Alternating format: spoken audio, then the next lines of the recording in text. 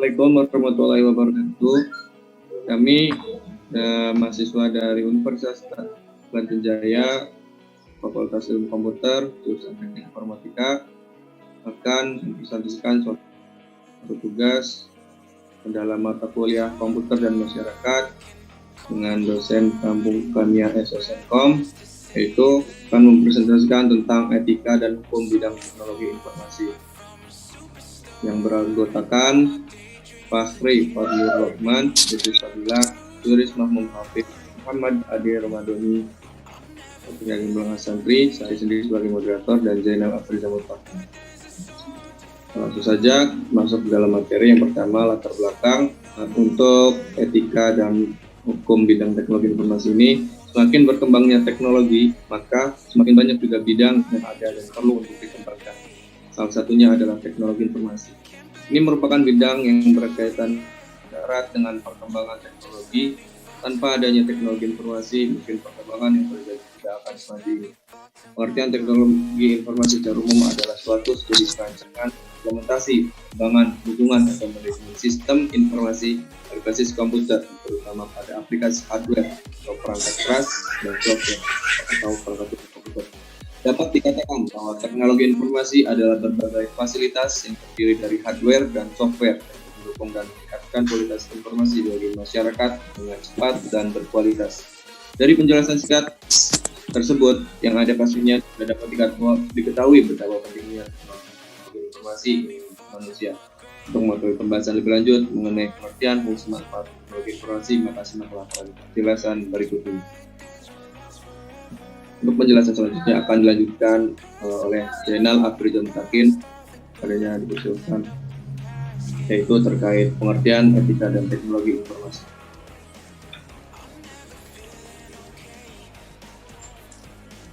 Baik, saya di sini akan menjelaskan pengertian etika dan teknologi informasi. Langsung saja ya, etika berasal dari bahasa Yunani ethos, artinya custom atau kebiasaan yang berkaitan dengan tindakan atau tingkah laku manusia. Istilah etika digunakan untuk menyebut ilmu dan prinsip dasar penilaian, baik buruknya perilaku manusia atau berisi tentang kajian ilmiah terhadap ajaran moral. Modal dasar dalam etika adalah perilaku, sedang perilaku manusia dipengaruhi oleh pikiran dan hati atau perasaan.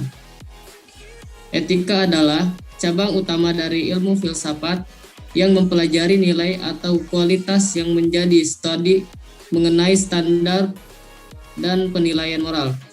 Etika mencakup analisis dan penerapan konsep seperti benar, salah, baik, buruk, dan tanggung jawab.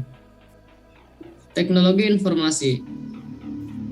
Teknologi informasi dalam konteks yang lebih luas merangkum semua aspek yang berhubungan dengan mesin atau komputer dan telekomunikasi, dan teknik yang digunakan untuk menangkap atau mengumpulkan, menyimpan, memanipulasi, menghantarkan, dan menampilkan suatu bentuk informasi. Komputer yang mengendalikan semua bentuk ide dan informasi memainkan peranan penting dalam pengumpulan, pemrosesan, penyimpanan, dan penyebaran informasi suara, gambar, teks, dan angka yang berdasarkan mikroelektronik.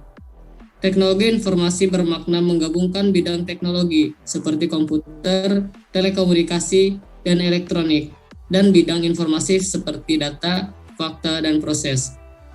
Oke, selanjutnya yaitu mengenai hak-hak atas informasi komputer diuraikan oleh Muhammad Ade Ramadhani. Bersilakan. Hak atas komputer merupakan peralatan yang begitu penuh daya sehingga tidak dapat dipisahkan dari masyarakat. Dengan demikian, masyarakat memiliki hak atas komputer. Menurut Deborah Johansson, ada beberapa hak atas komputer. Yang pertama, hak atas akses komputer. Setiap orang tidak perlu memiliki sebuah komputer. Namun, pemilikan atau akses komputer merupakan kunci mencapai hak-hak tertentu lainnya, yakni mendapat pendidikan yang baik, pelatihan keahlian, mendukung wira swasta, dan lain-lain. Kedua, hak atas keahlian komputer. Di awal pemunculan komputer, ada ketakutan yang luas dari para pekerja bahwa komputer akan mengakibatkan pemutusan hubungan kerja massal. Kenyataannya, komputer telah menciptakan pekerjaan lebih banyak daripada yang dihilangkannya, sehingga pengetahuan tentang komputer sebagai suatu kebutuhan. Mustahil seorang memperoleh semua pengetahuan dan keahlian komputer yang diperlukan. Karena itu, kita harus memiliki akses ke para spesialis tersebut, seperti kita memiliki akses ke dokter dan pengacara. Yang keempat, hak atas pengambilan keputusan komputer. Walaupun masyarakat tidak banyak berpartisipasi dalam pengambilan keputusan mengenai bagaimana komputer digunakan, masyarakat memiliki hak tersebut. Hal tersebut layak jika komputer dapat dampak buruk bagi masyarakat. Hak-hak tersebut dicerminkan dalam Undang-Undang Komputer yang telah mengatur penggunaan komputer. Di Indonesia masih dalam tahap pembahasan dan belum dalam bentuk rancangan undang-undang. Yang kelima, hak atas informasi. Klasifikasi hak asasi manusia dalam bidang komputer dalam hal informasi yang paling luas dipublikasikan adalah PAPA, Privasi, Akurasi, Property, Accessibility. Hal tersebut dibuat oleh Richard O. Mason, yang masing-masing menjelaskan. Pertama, hak atas privasi. Setiap orang memiliki hak untuk diberikan menyendiri dalam mendapatkan informasinya. Hak tersebut sedang terancam karena ada dua kekuatan, yaitu meningkatnya kemampuan komputer yang digunakan bagi penilaian dan meningkatnya nilai informasi bagi pengambilan keputusan. Kedua, hak atas akurasi. Komputer dipercaya mampu mencapai tingkat akurasi yang tidak dapat dicapai oleh sistem non-komputer. Oke, yang berikutnya yaitu mengenai peran etika dalam bidang IT atau teknologi informasi yang akan disampaikan oleh Yuris Mahmum Hafiz. Silakan. Peran etika dalam bidang IT. Sebagaimana yang kita tahu, perkembangan teknologi yang sangat pesat akan diiringi oleh kemudahan masyarakat mendapatkan informasi secara cepat dan akurat. Hal ini selain membawa dampak positif bagi kehidupan, juga membawa dampak negatif. Pertukaran data digital, baik dalam bentuk film, musik, software, atau bahkan e-book telah menjadi hal yang lumrah di dunia maya. Dengan mengunjungi situs-situs tertentu dan melakukan klik beberapa kali, kita bisa mendapatkan apa yang kita inginkan secara gratis. Jika ingin mendengarkan lagu, menginstal software, atau baca buku sekalipun, kita bisa mendapatkannya dengan mendownload gratis dan kualitasnya pun sama saja. Hal seperti ini sama dengan pembajakan. Namun karena menjamurnya situs-situs yang menawarkan jasa download gratis, toh hal ini dianggap sebagai sesuatu yang lumrah. Padahal dengan mendownload hal-hal tersebut, kita tak lain dianggap seorang pembajak. Melihat fenomena di atas, peranan etika dalam teknologi informasi sangat penting dan sangat dibutuhkan dunia saat ini untuk meminimalisir dampak negatif perkembangan teknologi informasi. Selanjutnya, etika yang harus diperhatikan dalam teknologi informasi, yaitu satu, menggunakan fasilitas teknologi informasi untuk melakukan hal yang bermanfaat, tidak memasuki sistem informasi orang lain secara ilegal. Lalu selanjutnya, tidak memberikan user ID dan password kepada orang lain untuk masuk ke dalam sebuah sistem. Tidak diperkenankan pula untuk menggunakan user ID orang lain untuk masuk ke sebuah sistem. Selanjutnya, tidak menggunakan teknologi informasi dalam melakukan perbuatan yang melanggar hukum dan norma-norma yang berlaku di masyarakat. Selanjutnya, menjunjung tinggi hak atas kekayaan intelektual atau HAKI. Misalnya pencantuman URL website yang menjadi referensi tulisan kita baik di media cetak atau elektronik. Oke, selanjutnya mengenai prinsip etika teknologi informasi di perusahaan yang akan disampaikan dan diuraikan oleh Idris Fadilah. Persilakan. Prinsip etika teknologi informasi di perusahaan. Tanggung jawab profesi. Di dalam prinsip tanggung jawabnya sebagai profesional, setiap anggota berkewajiban menggunakan pertimbangan moral dan profesional setiap melakukan kegiatannya. Kepentingan publik. Setiap anggota berkewajiban untuk senantiasa bertindak dalam kerangka pelayanan kepada publik, menghormati kepercayaan publik, dan menunjukkan atas profesionalisme. Integritas yang mendasari kepercayaan publik dan merupakan standar bagi anggota dalam menguji semua keputusan yang diambilnya. Objektivitas. Prinsip objektivitas mengharuskan anggota bersikap adil, tidak memihak, jujur, serta intelektual, tidak berprasangka atau bias, serta bebas dari benturan kepentingan atau berada di bawah pengaruh pihak lain. Kompetensi dan kehati-hatian profesional. Setiap anggota harus melaksanakan jasa profesionalnya dengan kehati-hatian, kompetensi dan ketekunan, serta mempunyai kewajiban untuk mempertahankan pengetahuan dan keterampilan profesional pada tingkat yang diperlukan untuk memastikan bahwa klien atau pemberi kerja memperoleh manfaat dari jasa profesional yang kompeten berdasarkan perkembangan praktik, legislasi, dan teknik yang paling mutakhir. Kerahasiaan. Setiap anggota harus menghormati keran informasi yang diperoleh selama melakukan jasa profesional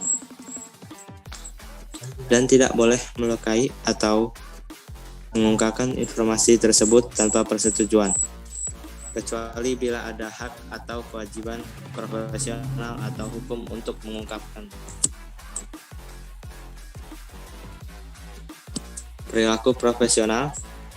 Setiap anggota harus berperilaku yang konsisten dengan reputasi profesi yang baik dan menjauhi tindakan yang dapat mendiskreditkan profesi. Kewajiban untuk menghindari perbuatan atau tingkah laku yang dapat mengurangi tingkat profesi harus dipenuhi oleh anggota sebagai perwujudan tanggung jawabnya kepada penerima jasa, pihak ketiga, anggota yang lain, staf, pemberi kerja, dan masyarakat umum.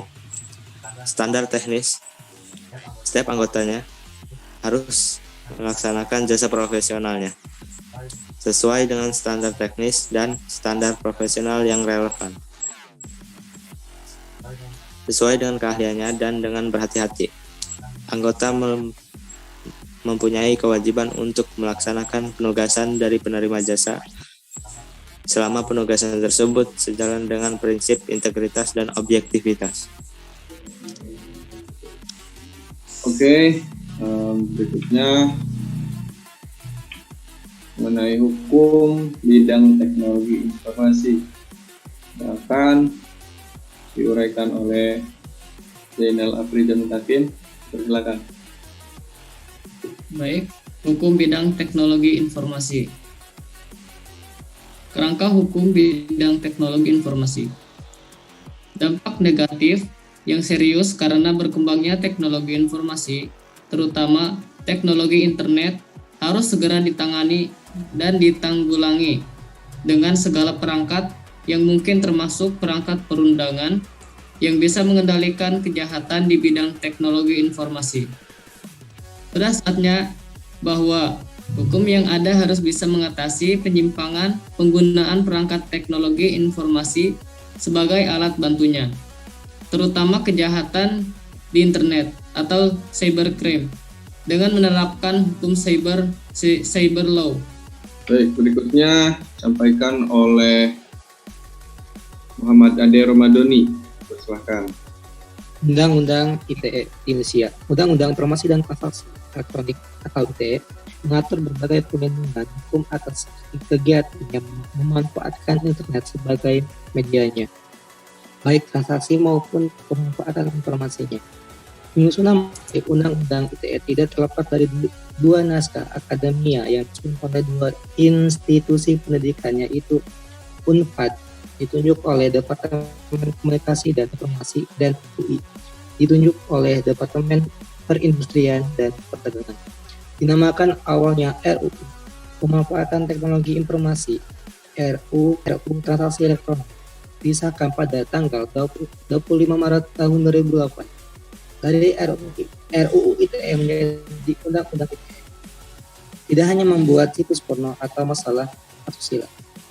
Total ada 13 bab dan 54 pasal. Mengupas secara mendetail bagaimana aturan hidup di dunia maya dan transaksi yang terjadi di dalamnya. Oke, berikutnya untuk dampak positif dari teknologi informasi. Untuk dampak positifnya akan disampaikan oleh Juris Mahmud Hafiz.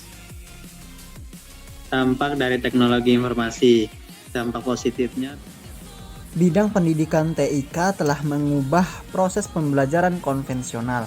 Setidaknya ada 5 pergeseran itu, yakni dari pelatihan ke penampilan, dari ruang kelas ke mobilitas, di mana saja, dari kertas ke media online, dari fasilitas fisik ke fasilitas jaringan kerja, dan dari waktu siklus ke waktu nyata. Oleh sebab itu, sangat memungkinkan sekali saat ini proses belajar tidak dilakukan secara tatap muka di kelas. Antara guru dengan siswa atau dosen dengan mahasiswa dapat terhubung dalam proses belajar menggunakan peralatan TIK dari sisi waktu dan biaya. TIK atau TIK dapat mengefisienkannya, dan saat ini proses belajar online atau e-learning terus berkembang. E-learning dapat dikembangkan sekaligus untuk mengajar, memberikan tugas, hingga tempat mengumpulkan tugas secara daring.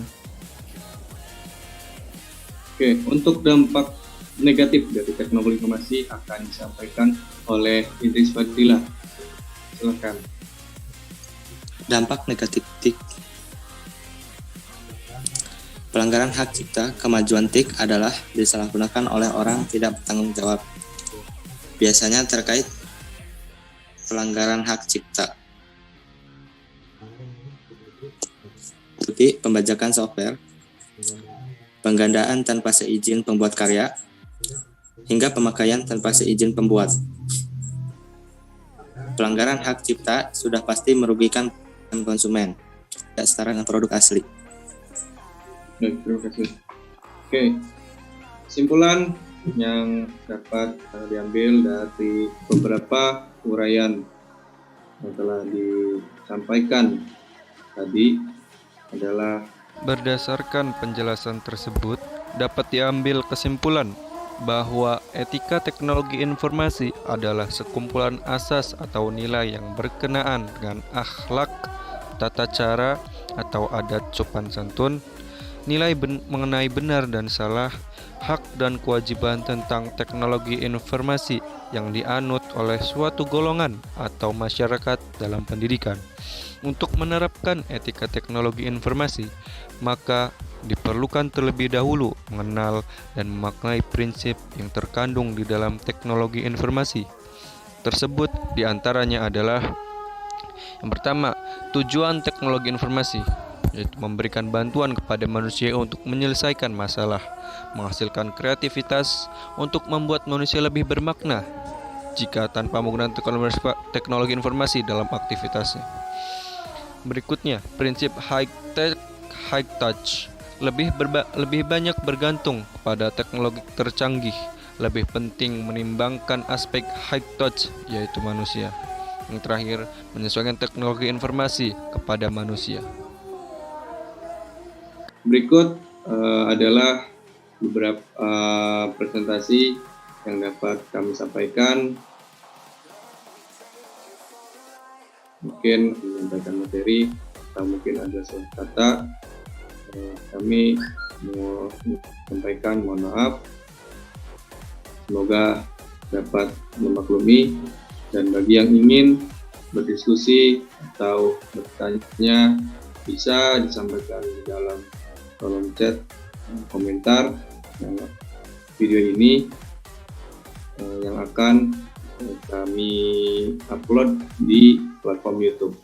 Mungkin sekian yang dapat kami sampaikan. Saya mau ke teman-teman yang berada di dalam kelompok ini mengucapkan mohon maaf dan terima kasih atas waktunya. Kami akhiri dengan wassalamualaikum warahmatullahi wabarakatuh.